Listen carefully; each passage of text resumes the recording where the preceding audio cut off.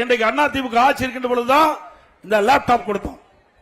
பள்ளியிலே படிக்கின்ற மாணவர்களுக்கு அறிவுபூர்வமான கல்வி கிடைக்க வேண்டும் என்ற அடிப்படையில் இந்தியாவிலேயே யாரும் கொண்டு வராத அற்புதமான திட்டத்தை இதை புரட்சி தலைவி அம்மா இருக்கின்ற பொழுது அரசு பள்ளியில் படிக்கின்ற மாணவர்கள் அறிவுபூர்வமான கல்வி விஞ்ஞான கல்வி கிடைக்க என்பதற்காக மடிக்கணினி லேப்டாப் கொடுத்தோம். ஆனா திமுக அரசு நிறுத்தப்பட்டது. வேற வழி இல்லாம நாங்கள் தொடர்ந்து சட்டமன்றத்தில் குரல் கொடுத்தோம். இது ஏழை மாணவர்கள் பாதிக்கப்பட்டு விடுவார்கள். இன்றைக்கு வசதி படைத்த குடும்பத்தில் பிறந்த மாணவ மாணவி லேப்டாப் வாங்கி அவர்கள் கல்வி திறனை வளர்க்கக்கூடிய வாய்ப்பு இருக்குது.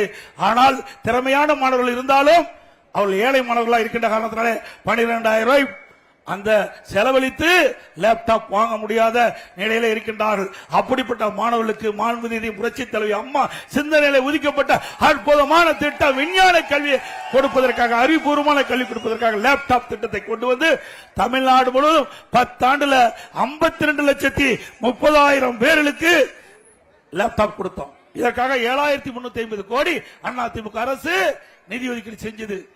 4 வருஷம் கிடப்புல போட்டாங்க. இன்றைக்கு இளைஞருடைய வாக்கு வங்கிகளை பெறுவதற்கு மக்களுடைய செல்வாக்கு இழந்த காரணத்தால தொடர்ந்து நாங்கள் சட்டமன்றத்தில் வலியுறுத்தி வந்தோம். நானும் பிரதான எதிர்க்கட்சி தலைவர் என்ற முறையில் இந்த ஆட்சியாளருடைய கவனத்துக்கு கொண்டு வந்தோம், முதலமைச்சருடைய கவனத்துக்கு கொண்டு வந்தோம். அவர்கள் செவிசாய்க்கவே இல்லை. இன்றைக்கு மக்களுடைய செல்வாக்கு இழந்துட்டாங்க, இளைஞருடைய செல்வாக்கு இழந்து விட்டாங்க. அவசரமாக கல்லூரியில் படிக்கின்ற மாணவர்களுக்கு முதற்கட்டமாக தருவேன் என்று சொல்லி அவசரமாக கொடுத்திருக்கிறாங்க. அது அந்த லேப்டாப் தரமற்ற லேப்டாப்பா இருப்பதாக நான் கேள்விப்பட்டேன்.